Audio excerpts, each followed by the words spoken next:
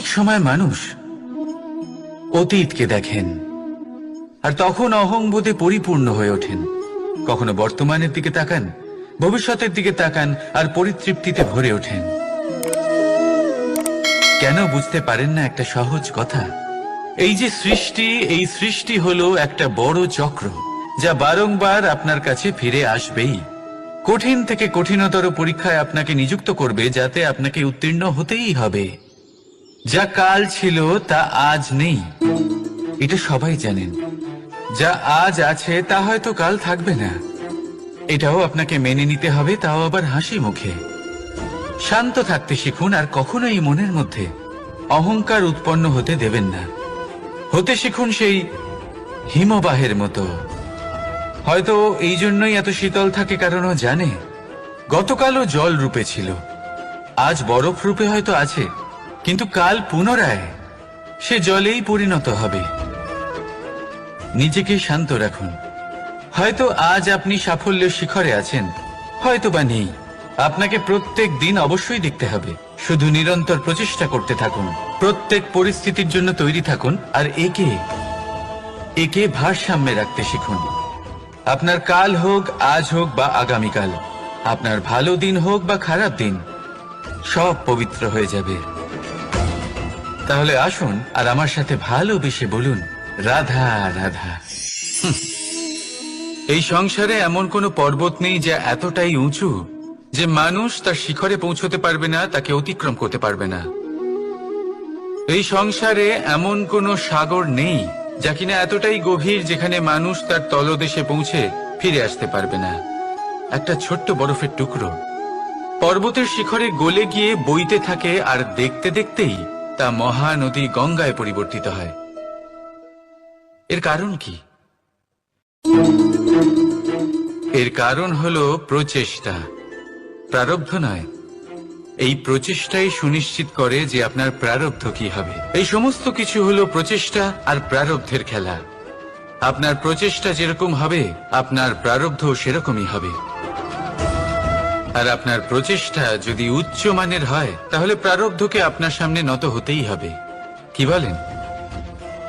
তাহলে আসুন আমার সাথে ভালোবেসে বলুন, রাধা রাধা। অনেক সময় যখন আমরা কর্ম করি, সাফল্য লাভ করি, কঠিন পরীক্ষায় উত্তীর্ণ হই, বড় কাজ করি, আমাদের মনে হয় এই সংসার আমাদের একটু প্রশংসা করুক, ভালো লাগে। অনেকবার মনে হয় এটা হলো আমাদের কর্মের ফলই বটে, আমরা আনন্দ পাই। কিন্তু যখন আমরা এই প্রশংসা পাই না, তখন কি হয়? আমরা দুঃখী হয়ে যাই, ভেঙে পড়ি। মনে হয় যেন আমার জন্য কেউ চিন্তাই করে না। এমন মনে হয় যেন আমাদের আনন্দে অন্য কেউ আনন্দই পায় না। অনেক রকম ভাবনা আসে। কিন্তু আমি আপনাকে একটা প্রশ্ন করতে চাই, আপনি যে কাজই করেন না কেন, যে কর্মই করেন না কেন, তা কি শুধুমাত্র প্রশংসার জন্য করেন? যদি এরকম হয়ে থাকে, তাহলে সেই ভাবনা এক্ষুনি ত্যাগ করুন। কারণ এই প্রকৃতি আমাদের অন্য শিক্ষা দেয়।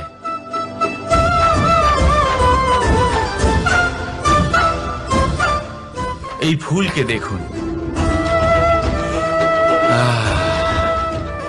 এই যে ফুলের সুবাস, যা আমার মনকে উচ্ছ্বসিত করে তোলে, মনে শক্তি সঞ্চার করে, এই সুগন্ধ। কিন্তু ভেবে দেখুন, ফুলের কিন্তু এই কাজ করার জন্য কোনো প্রশংসারই প্রয়োজন হয় না। এটাই হলো প্রকৃতির শিক্ষা। যিনি সৎ হন, সৎকর্ম করেন, তার কোনো প্রশংসার প্রয়োজন হয় না, কারণ ওনার কর্মই হলো ওনার সুবাস। মনে রাখবেন, আতর নকল ফুলে দেওয়া হয়, প্রকৃত ফুলের তার কোনো প্রয়োজন হয় না। সেইভাবেই আপনিও কর্ম করতে থাকুন শুভ চিন্তা নিয়ে। এই মনকে সব সময় শান্ত রাখুন, স্বচ্ছ রাখুন। যদি এরকম করেন, তাহলে আপনার কর্ম এমন সুবাস ছড়াবে যে আপনার জীবনে শুধু এবং শুধুমাত্র আনন্দই থাকবে। তাহলে এই আনন্দ সহকারে বলুন, রাধা রাধা। জীবন, এই জীবন আসলে কি?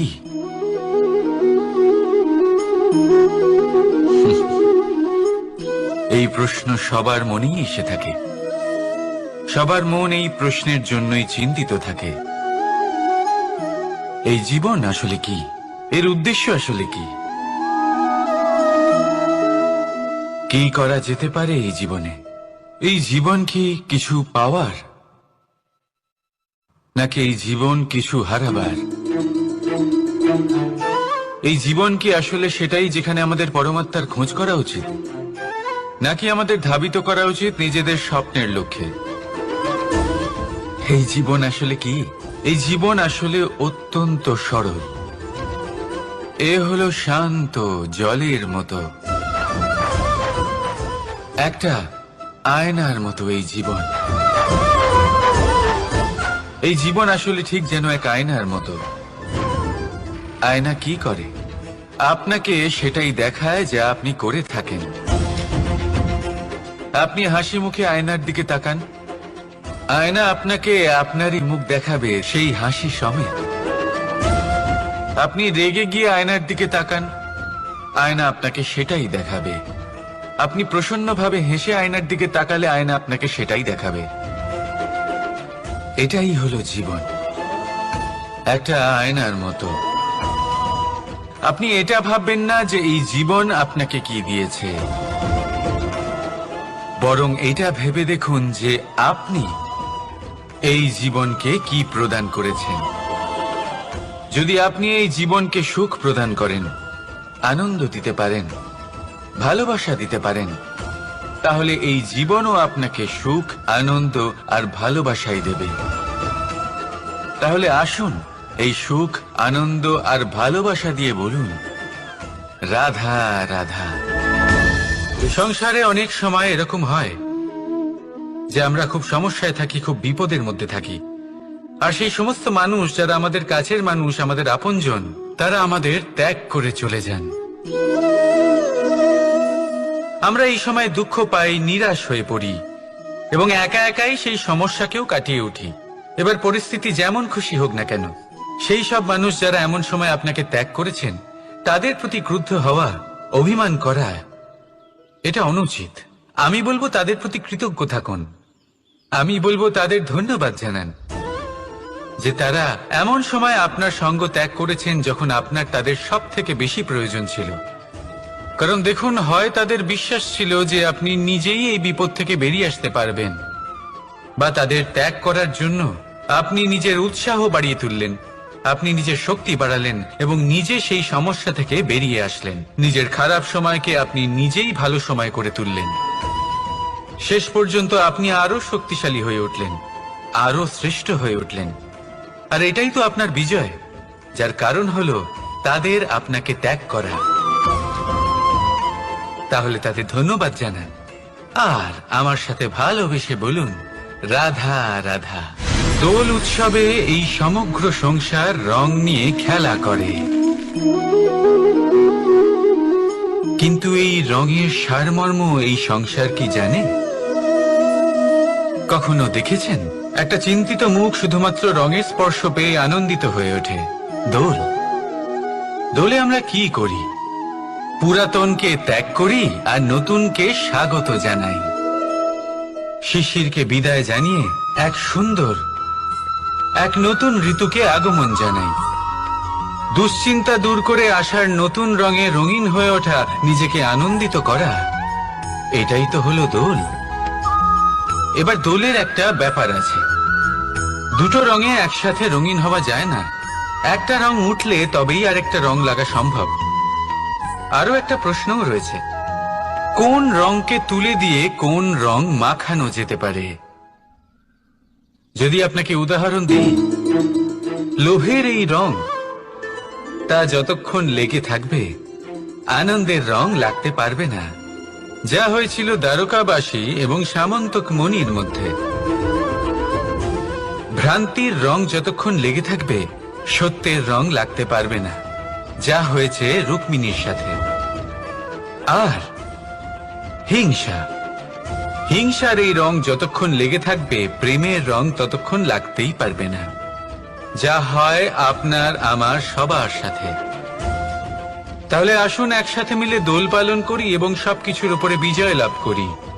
অন্ধকারের স্থানে আলোর, ভ্রান্তির স্থানে সত্যের, হিংসার স্থানে প্রেমের, আর লোভের স্থানে আনন্দের এই সুন্দর রং মাখাই। শত্রুতা, ঘৃণা, হিংসা এই সব কিছু ত্যাগ করি আর সকলের সখা হয়ে উঠি। আর ভালোবেসে বলি শুভ দোল। হ্যাঁ, ওটা তো আমরা অবশ্যই বলবো, রাধা রাধা। আমাদের মনে সবসময় একটা প্রশ্ন এসেই থাকে, এই জীবন যা কিনা ঈশ্বর আমাদের দিয়েছেন, একটা জীবন। ঈশ্বর এক আত্মা দিয়েছেন পৃথিবীতে বাঁচার জন্য। যতদূর আমরা জানি আমাদের কাছে একটাই জীবন রয়েছে। আমরা ভাবি এই জীবন গুছিয়ে কিভাবে রাখা যায়। প্রত্যেক মানুষ ভাবেন যে আমি কি করি যাতে এই জীবনকে গুছিয়ে রাখা যায়, কিরকম কর্ম করব, কিরকম পুণ্য করব, কি ধরনের শাস্ত্র পড়ব যাতে আমি সেই জ্ঞান অর্জন করি যাতে জীবনটা সুন্দর করে তুলতে পারি। আমাদের সমগ্র জীবন কেটে যায় এই প্রশ্নের উত্তর খুঁজতে, সেই শাস্ত্র অধ্যয়ন করতে। এমন অনেক মানুষ তাও বুঝতে পারেন না। আসুন আজ আমি আপনাকে একটা সহজ কথা বলি, যার দ্বারা আপনি নিজের জীবন সুন্দর করবেন। জীবন, জিহ্বা, এদের দুজনেরই হলো একটাই রাশি। জিহ্বা অর্থাৎ আপনার কথা, এই কথাকে সংযত রাখুন, একে সুন্দর করে তুলুন, মধুর কথা বলুন, যতটা সম্ভব একে নিয়ন্ত্রণে রাখুন। আপনার জীবন সুন্দর হয়ে উঠবে। কারণ এই শব্দ হয় অত্যন্ত শক্তিশালী। এটা হলো এমন এক বন্ধন যা আপনার সামনের মানুষকে আপনার ব্যক্তিত্বের সাথে জুড়ে দিতে পারে। তাই এই শব্দ সংযত রাখুন, একে সুন্দর করে তুলুন। আপনার জীবন আপনা থেকেই সুন্দর হয়ে উঠবে। আর আসুন এই মধুর সুন্দর অনুভূতি দিয়ে বলুন, রাধা রাধা। এই জীবন আসলে কি? এ হলো জন্ম থেকে মৃত্যু পর্যন্ত এই সময়। কিছু মানুষ এটা বলে থাকেন যে এই যে নিঃশ্বাস নিচ্ছে, এই হলো জীবন। আর প্রত্যেক ব্যক্তি, প্রত্যেক প্রাণী, তাদের নিঃশ্বাস নির্ধারিত থাকে, নির্দিষ্ট হয়ে থাকে। তাকে সেই নির্ধারিত নিঃশ্বাস নিতেই হয়, তারপর তিনি মৃত্যু লাভ করেন। কিন্তু এটা কি সত্যি? সত্যি কি মনুষ্য জীবন এই নিঃশ্বাসের উপর নির্ধারিত থাকে? এই নিঃশ্বাসের গণনাই কি মনুষ্য জীবনের অস্তিত্ব? কখনোই নয়। মনুষ্য জীবন শুধু কিছু নিঃশ্বাস নয় যা একদিন থেমে যাবে। মনুষ্য জীবন হলো সেই নিঃশ্বাসের মধ্যেকার সেই সময় যা দেখে অন্য কারোর নিঃশ্বাস স্তব্ধ হয়ে যেতে পারে। সেই মুহূর্ত যেখানে মানুষ আপনার মধ্যে সেই প্রেম দেখতে পারে, আপনার সাহস দেখতে পারে, আপনার শক্তি দেখতে পারে, আপনার চেষ্টা দেখতে পারে, আপনার পরিশ্রম দেখতে পারে, অন্যায় আর দুর্নীতির বিরুদ্ধে আপনার যুদ্ধ দেখতে পারে। জীবনে গুরুত্বপূর্ণ সেই মুহূর্ত, সেই সময় যেটা আপনি বেঁচে আছেন। সেই সময়ে আপনি এই সংসারের অন্য ব্যক্তিদের জীবন বাঁচার একটা দিশা দেখাতে পারেন, একটা প্রেরণা যোগাতে পারেন, শক্তি দিতে পারেন, আশা দিতে পারেন। তাই জীবনে এটাই করুন, এমন একটা জীবন যাপন করুন যা অন্যের জন্য আদর্শ হয়ে থাকে। এটাই করুন আর আমার সাথে ভালোবেসে বলুন, রাধা রাধা। আমরা সবাই নিজেকে স্বচ্ছ রাখতে চাই, শুদ্ধ রাখতে চাই, পবিত্র রাখতে চাই। আর দেখতে গেলে এটা হলো আমাদের কর্তব্যও বটে। এবার এটার জন্য আমরা কি না করি। যখনই আমরা সকালে উঠি তখন উঠেই আমরা দাঁত মাজি। দিনে যখনই আমরা সময় পাই কিছু সুগন্ধি খাদ্য খাবার চেষ্টা করি যাতে আমাদের মুখ থেকে দুর্গন্ধ না আসে, বরং সুগন্ধ আসে। এই পা দুটো আমরা শুদ্ধ রাখার জন্য, পবিত্র রাখার জন্য যখনই আমরা বাড়ির বাইরে যাই পাদুকা পায়ে দিয়ে যাই, আর যখন ফিরে আসি আমরা জল দিয়ে পা ধুয়ে নিই। মনে রাখবেন, সেই ব্যক্তির মুখ হলো সব থেকে বেশি পবিত্র যে মুখ দিয়ে ঈশ্বরের নাম নেওয়া হয়, যার বাণী হলো অত্যন্ত শুভ, যা মানুষের পথ প্রদর্শন করে, যা মানুষকে শান্তি দেয়। যদি এই হৃদয়কে আপনি পবিত্র করতে চান, তাহলে মানবতাকে বুঝতে হবে, মানুষের দুঃখগুলিকে বুঝতে হবে, তবেই এই হৃদয় পবিত্র হবে। এই পা দুটো যদি আপনি পবিত্র করতে চান, তাহলে কোনো তীর্থস্থানে যান। ওখানে হয়তো আপনি জানেনও না যে কতজন সৎপুরুষ, কতজন মহাপুরুষ এসেছেন। তাদের চরণের ধুলো সেখানে পড়েছে, যা আপনার চরণ শুদ্ধ করে তুলতে পারে। যদি এই হাতগুলি আপনি পবিত্র করতে চান, তাহলে এই হাত দিয়ে শুভ কর্ম করুন, দান করতে শিখুন। আর যদি এই আত্মা আপনি পবিত্র করতে চান, একটাই বিকল্প আছে, প্রেম, শুদ্ধ নিঃস্বার্থ প্রেম। এই প্রেম বিতরণ করতে থাকুন, আপনি শুদ্ধ থাকবেন, পবিত্র থাকবেন। আসুন আমার সাথে ভালোবেসে বলুন, রাধা রাধা। কখনো এটা ভেবে দেখেছেন কোনো বিশেষ স্থানে বা বিশেষ পরিস্থিতিতে সবথেকে বেশি গুরুত্বপূর্ণ কি হতে পারে? যদি শরীরের কথা বলি, তাহলে সবথেকে বেশি গুরুত্বপূর্ণ হলো মস্তিষ্ক আর মন। যদি ব্যবসার কথা বলি, তাহলে সবথেকে গুরুত্বপূর্ণ হলো ধন। রাজ্যের বিষয়ে কথা বললে সবথেকে গুরুত্বপূর্ণ হলো রাজা। আর সমাজের কথা যদি বলি, তাহলে সবথেকে গুরুত্বপূর্ণ হলো আমাদের গুরু। এবার এই সব গুরুত্বপূর্ণ এই কারণ এদের হাতেই সব থাকে। দেখুন, হয় এরা আমাদের উত্থানের পথে নিয়ে যেতে পারে, অথবা আমাদের পতনের দিকে নিয়ে যেতে পারে। এবার যদি কোনো অসামান্য রাজা হন, যিনি কিনা সত্যবাদী, যিনি একজন ভালো রাজা, তাহলে তিনি সেই দেশকে, সেই রাজ্যকে বিকাশের পথে নিয়ে যাবেন, আর নয়তো অন্ধকারের পথে নিয়ে যাবেন। যদি এবার গুরুর কথা বলা হয়, তাহলে জেনে রাখুন, গুরু যদি শ্রেষ্ঠ হন, তাহলে সংস্কৃতির সর্বশ্রেষ্ঠ স্তরে উনি এই সমাজকে নিয়ে যাবেন। যদি গুরু পাখণ্ডী হন, লোভী হন, লালসাগ্রস্ত হন, তাহলে এই সমাজেও এই পাখণ্ডতা, এই লোভ, এই লালসাই প্রকাশিত হবে। ঠিক এইভাবেই জীবনে, মানুষের জীবনে প্রেমেরও এক গুরুত্বপূর্ণ স্থান রয়েছে। যদি মানুষের মনে প্রেম থাকে, তাহলে ধরে নিন সে জীবিত রয়েছে, আর যদি না থাকে, তাহলে সে মৃতই প্রায়। যদি রাধা কৃষ্ণের বিষয়ে কথা বলি, বলবো কৃষ্ণের জীবনে যদি রাধা থাকে, তাহলেই কৃষ্ণ হলো কৃষ্ণ। আর যদি রাধা না থাকে, তাহলে কৃষ্ণ হলো যে কোনো পশুরই সমান। আসলে পশু থেকে মানুষ হওয়ার এই যে যাত্রা, এর আধার হলো প্রেম। এই প্রেমকে মনে জাগ্রত করে রাখুন, আর আমার সাথে ভালোবেসে বলুন, রাধা রাধা। প্রেম, এই প্রেম আসলে কি? বেশিরভাগ মানুষই বুঝতে পারেন না, কিন্তু এটাতে তাদের কোনো দোষ নেই, কারণ তাদের কাছে প্রয়োজনীয় জ্ঞানই নেই। এবার প্রেমের বিষয়ে আজ আমি একটা ছোট্ট কথা বলতে চাই।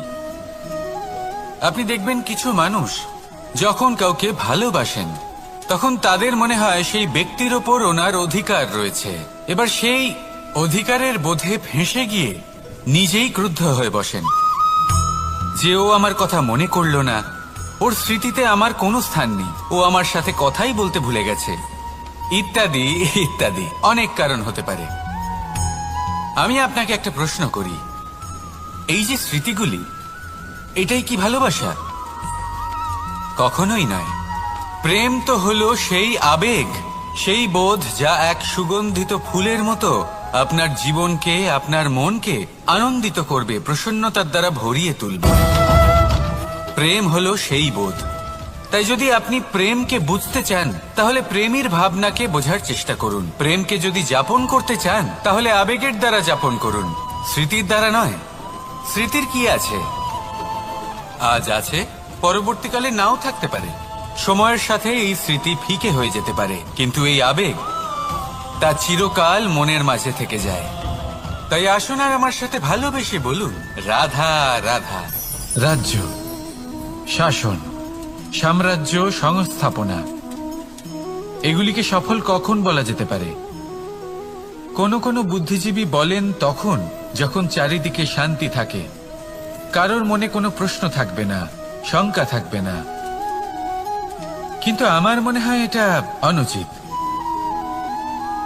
কোনো রাজ্যের পক্ষে বা কোনো শাসনকালে সব থেকে বড় সংকট তখন আসে যখন সব থেকে বেশি যোগ্য ব্যক্তি বা সব থেকে বেশি বিদ্বান ব্যক্তিও শুধু মুখদর্শক হয়ে বসে থাকেন। মনে প্রশ্ন আসতে থাকে কিন্তু জিজ্ঞেস করেন না, শঙ্কা উৎপন্ন হয় কিন্তু ব্যক্ত করতে পারেন না। এটা খুবই অনুচিত। এই যে প্রশ্ন, তা আসা খুব ভালো। এই প্রশ্ন অকারণে আসে না, কোনো সমস্যার কারণেই আসে। এই প্রশ্নের দ্বারা আপনি সেই সমস্যাগুলি দেখতে পাবেন যাতে আপনি এতদিন অনভিজ্ঞ ছিলেন। আর যত প্রশ্নের নিবারণ আপনি করবেন, ততই আপনার রাজ্য, আপনার শাসন আরো শ্রেষ্ঠ হয়ে উঠবে। এই প্রশ্ন, এই শঙ্কা, এগুলো আপনাকে সমাধানের চূড়াতে অবশ্যই নিয়ে যাবে। সেই জন্য না প্রশ্ন করা অনুচিত, আর না শঙ্কা ব্যক্ত করা অনুচিত, আর না তিনি মূর্খ যিনি প্রশ্ন করেন, শঙ্কা ব্যক্ত করেন। তাই এনাদের কখনো দূরে করে দেবেন না, এনাদের নিজস্ব মতামত রাখতে দিন। যখন সবাই মিলে একমত হবেন, তখন নিশ্চিত রূপে বলা যায় যে এই রাজ্য, এই শাসন, এই সংস্থাপনা সাফল্যের শিখরে রয়েছে। তাহলে আসুন আর আমার সাথে ভালোবেসে বলুন, রাধা রাধা। প্রকৃতি, নিয়তি কখনোই কারোর সাথে পক্ষপাত করে না, প্রত্যেককে জীবনদান দেয়, সমান সুযোগ প্রদান করে। এটা সেই ব্যক্তির উপরে নির্ভর করে যে সে কিভাবে তার থেকে লাভবান হয়ে উঠবে। তার নির্বাচনের উপর নির্ভর করে, তার দৃষ্টিভঙ্গির উপর নির্ভর করে যে সে কতটা ধনাত্মক বা কতটা নেতিবাচক। দুই ধরনের মানুষ হন। এমন কিছু মানুষ হন যারা প্রত্যেক পরিস্থিতি, প্রত্যেক সমস্যা এবং বিপদে সুযোগ খুঁজে বের করেন।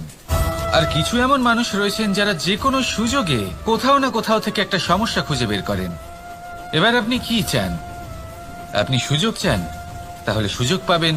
আপনি সমস্যা পেতে চান, সমস্যা তো আপনি চাইলেই খুঁজে পাবেন। চয়ন আপনারই, যে আপনি কতটা ধনাত্মক থাকতে চান, কতটা নেতিবাচক থাকতে চান। ধনাত্মক থাকুন, জীবনে সব কিছু সম্ভব হবে। আসুন আর আমার সাথে ভালোবেসে বলুন, রাধা রাধা। যখনই আমরা কথা বলি জলরাশির বিষয়ে, যখন আমরা তুলনা করি, তখন আমাদের খুব ভালো লাগে মিষ্টি সরোবর, পুকুর, নদী। আর আমরা অপেক্ষা করে থাকি সাগরের জন্য, সমুদ্রের জন্য। কেন করি? কারণ এই সাগর, এই সমুদ্র, এ হলো অত্যন্ত বিশাল আর ভয়ানক। এর জলও কিন্তু নোনতা, যা আমরা পান করতে পারি না। কখনো ভেবে দেখেছেন এই সমুদ্রের অন্তরে এই নোনতা জল, এই নোনতা ভাব, এটা আসে কোত্থেকে? এই যে সমুদ্র, যে প্রবাহমান নদীর থেকে যে খনিজ নির্গত হয়, তার ভান্ডার হলো এটা।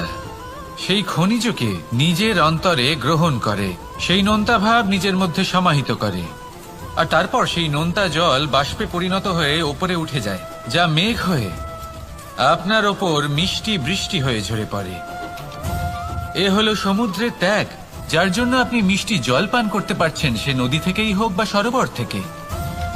সেই জন্যই হয়তো সাগর হলো এত মহান, হয়তো সেই জন্যই রত্ন সাগরে পাওয়া যায়। তাই মনে রাখবেন, ক্ষমতা তারই হয় যে ত্যাগ করতে জানে, কোনো বিষকে নিজের মধ্যে ধারণ করে নিতে জানে। তাহলে আপনিও এটাই করুন, এতটাই শক্তিশালী হয়ে উঠুন, আর আমার সাথে ভালোবেসে বলুন, রাধা রাধা। বৃষ্টির ফোঁটা কত ছোট, কিন্তু সাগর কত বড়। হিমখণ্ড কত ছোট, হিমালয় কত বড়। কত পার্থক্য আছে দেখুন। দশরথ পুত্র রাম আর শ্রীরাম। দেখুন,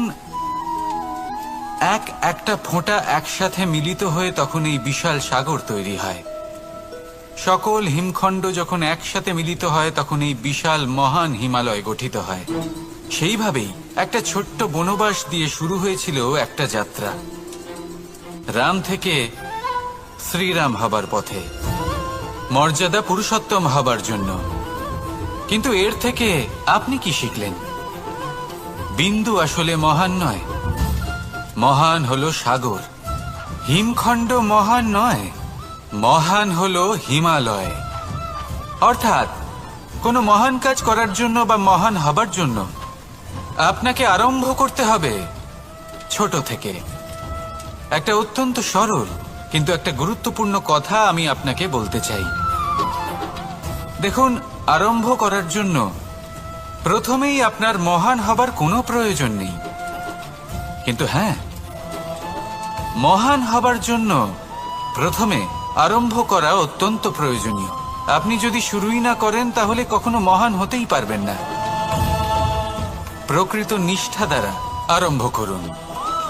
আপনার পদক্ষেপ, আপনার কর্ম যতই ক্ষুদ্র হোক না কেন, তা করতে থাকুন, নিরন্তর চেষ্টা করতে থাকুন। তারপর দেখবেন এই যে মহানুভবতা নিজে পথ চলে আপনার কাছে আসবে।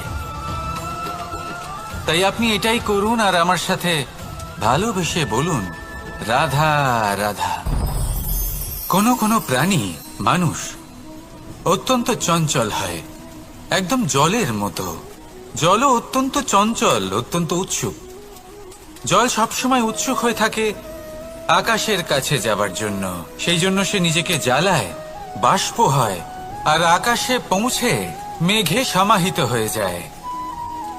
তারপর সেই জল উৎসাহিত হয়ে থাকে যে ও কবে বৃষ্টির ধারা হয়ে মাটিতে ঝরে পড়বে। প্রখর বায়ুর বেগ সহ্য করে, তারপর মাটিতে ঝরে পড়ে। এটা জল কিভাবে করতে পারে? তার উত্তর হলো এটাই যে জল যাত্রার উদ্দেশ্য আর মাহাত্ম্য বুঝতে পারে। আর সত্যি বলতে এই যাত্রা কিন্তু অত্যন্ত গুরুত্বপূর্ণ। দুর্ভাগ্যজনক বিষয় হলো এটাই যে মানুষ তার নিজেরও একটা যাত্রা থাকে, কিন্তু সে তার মাহাত্ম্য, তার উদ্দেশ্য বুঝতেই পারে না। সে শুধু ব্যস্ত হয়ে থাকে লক্ষ্য প্রাপ্তির দিকে। কিন্তু জীবনের যে আসল সুখ রয়েছে তা এই যাত্রার মধ্যেই লুকিয়ে রয়েছে। সেই জন্য এই যাত্রা যাপন করতে শিখে নিন, এর আনন্দ উপভোগ করতে শিখে নিন। কারণ যে ব্যক্তি এই যাত্রায় আনন্দ নিতে শিখে যান, আনন্দ উপভোগ করতে শিখে যান, সে নিজের লক্ষ্যে নিশ্চিত রূপে পৌঁছে যান। তাই নিজের এই যাত্রার প্রত্যেক মুহূর্ত উপভোগ করতে থাকুন আর এই আনন্দ সহকারে বলুন, রাধা রাধা। কথোপকথন অত্যন্ত গুরুত্বপূর্ণ। এটা প্রত্যেক সম্পর্কের জন্য, বরং জীবনের জন্য অত্যন্ত গুরুত্বপূর্ণ। যদি কথোপকথন না হয় তাহলে আপনি অপর মানুষকে বুঝবেন কি করে, বা উনি আপনাকে বুঝবেন কি করে? এবার কথোপকথনের দুটি পদ্ধতি থাকে। প্রথম হলো আপনি সামনের মানুষের কথাটা বুঝতে চাইলেন। দ্বিতীয় পদ্ধতি, আপনি নিজের কথা সামনের মানুষকে বোঝাতে চাইলেন। বেশিরভাগ সময় এটা হয় যে এই কথোপকথন ঝগড়াতে পরিণত হয়। কেন এমন হয়? কারণ না আমরা নিজের কথা সামনের মানুষকে বোঝাতে পারি, না সামনের মানুষ আমাদের বুঝতে পারেন। এটা কেন হয়? কারণ আমরা সামনের মানুষের কথাটা শুনি, কিন্তু সেটা বোঝার চেষ্টা করি না, তাকে উত্তর দিতে চাই। জীবনে সামনের মানুষের কথা শুনুন তাকে বোঝার জন্য, দেখবেন সব ভালো হয়ে যাবে। কারণ যে কোনো প্রশ্নের উত্তর আর যে কোনো উত্তরের আরো একটা প্রশ্ন, এটা শুধুমাত্র ঝগড়া সৃষ্টি করে। অনেক সময় মানুষ অতীতকে দেখেন আর তখন অহংবোধে পরিপূর্ণ হয়ে ওঠেন। কখনো বর্তমানের দিকে তাকান, ভবিষ্যতের দিকে তাকান আর পরিতৃপ্তিতে ভরে ওঠেন। কেন বুঝতে পারেন না একটা সহজ কথা? এই যে সৃষ্টি, এই সৃষ্টি হলো একটা বড় চক্র যা বারংবার আপনার কাছে ফিরে আসবেই। কঠিন থেকে কঠিনতর পরীক্ষায় আপনাকে নিযুক্ত করবে, যাতে আপনাকে উত্তীর্ণ হতেই হবে। যা কাল ছিল তা আজ নেই, এটা সবাই জানেন। যা আজ আছে তা হয়তো কাল থাকবে না, এটাও আপনাকে মেনে নিতে হবে, তাও আবার হাসি মুখে। শান্ত থাকতে শিখুন আর কখনোই মনের মধ্যে অহংকার উৎপন্ন হতে দেবেন না। হতে শিখুন সেই হিমবাহের মতো। হয়তো এই জন্যই এত শীতল থাকে, কারণ ও জানে গতকালও জল রূপে ছিল, আজ বরফ রূপে হয়তো আছে, কিন্তু কাল পুনরায় সে জলেই পরিণত হবে। নিজেকে শান্ত রাখুন, হয়তো আজ আপনি সাফল্যের শিখরে আছেন, হয়তো বা নেই। আপনাকে প্রত্যেক দিন অবশ্যই দেখতে হবে। শুধু নিরন্তর প্রচেষ্টা করতে থাকুন, প্রত্যেক পরিস্থিতির জন্য তৈরি থাকুন, আর একে ভারসাম্যে রাখতে শিখুন। আপনার কাল হোক, আজ হোক বা আগামীকাল, আপনার ভালো দিন হোক বা খারাপ দিন, সব পবিত্র হয়ে যাবে। তাহলে আসুন আর আমার সাথে ভালোবেসে বলুন, রাধা রাধা। এই সংসারে এমন কোনো পর্বত নেই যা এতটাই উঁচু যে মানুষ তার শিখরে পৌঁছতে পারবে না, তাকে অতিক্রম করতে পারবে না। এই সংসারে এমন কোনো সাগর নেই যা কিনা এতটাই গভীর যেখানে মানুষ তার তলদেশে পৌঁছে ফিরে আসতে পারবে না। একটা ছোট্ট বরফের টুকরো পর্বতের শিখরে গলে গিয়ে বইতে থাকে, আর দেখতে দেখতেই তা মহানদী গঙ্গায় পরিবর্তিত হয়। এর কারণ কি? এর কারণ হলো প্রচেষ্টা, প্রারব্ধ নয়। এই প্রচেষ্টাই সুনিশ্চিত করে যে আপনার প্রারব্ধ কি হবে। এই সমস্ত কিছু হলো প্রচেষ্টা আর প্রারব্ধের খেলা। আপনার প্রচেষ্টা যেরকম হবে, আপনার প্রারব্ধ সেরকমই হবে। আর আপনার প্রচেষ্টা যদি উচ্চ মানের হয়, তাহলে প্রারব্ধকে আপনার সামনে নত হতেই হবে। কি বলেন? তাহলে আসুন আমার সাথে ভালোবেসে বলুন, রাধা রাধা। অনেক সময় যখন আমরা কর্ম করি, সাফল্য লাভ করি, কঠিন পরীক্ষায় উত্তীর্ণ হই, বড় কাজ করি, আমাদের মনে হয় এই সংসার আমাদের একটু প্রশংসা করুক, ভালো লাগে। অনেকবার মনে হয় এটা হলো আমাদের কর্মের ফলই বটে, আমরা আনন্দ পাই। কিন্তু যখন আমরা এই প্রশংসা পাই না, তখন কি হয়? আমরা দুঃখী হয়ে যাই, ভেঙে পড়ি। মনে হয় যেন আমার জন্য কেউ চিন্তাই করে না। এমন মনে হয় যেন আমাদের আনন্দে অন্য কেউ আনন্দই পায় না। অনেক রকম ভাবনা আসে। কিন্তু আমি আপনাকে একটা প্রশ্ন করতে চাই, আপনি যে কাজই করেন না কেন, যে কর্মই করেন না কেন, তা কি শুধুমাত্র প্রশংসার জন্য করেন? যদি এরকম হয়ে থাকে, তাহলে সেই ভাবনা এক্ষুনি ত্যাগ করুন। কারণ এই প্রকৃতি আমাদের অন্য শিক্ষা দেয়।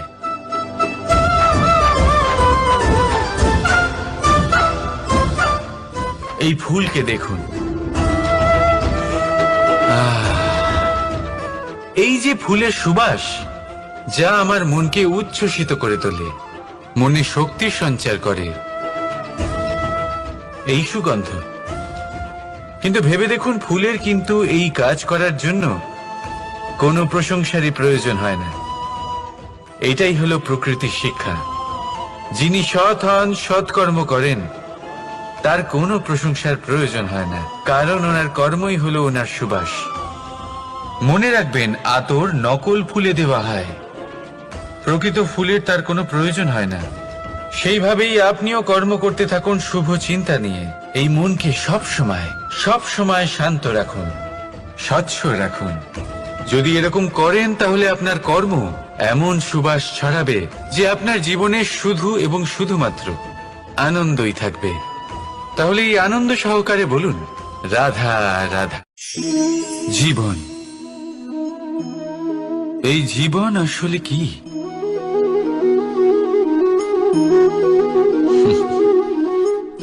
এই প্রশ্ন সবার মনেই এসে থাকে। সবার মন এই প্রশ্নের জন্যই চিন্তিত থাকে। এই জীবন আসলে কি? এর উদ্দেশ্য আসলে কি? কি করা যেতে পারে এই জীবনে? এই জীবন কি কিছু পাওয়ার,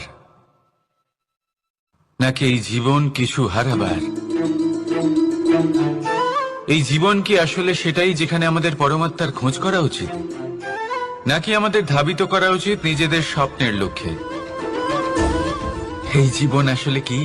এই জীবন আসলে অত্যন্ত সরল। এ হলো শান্ত জলের মতো,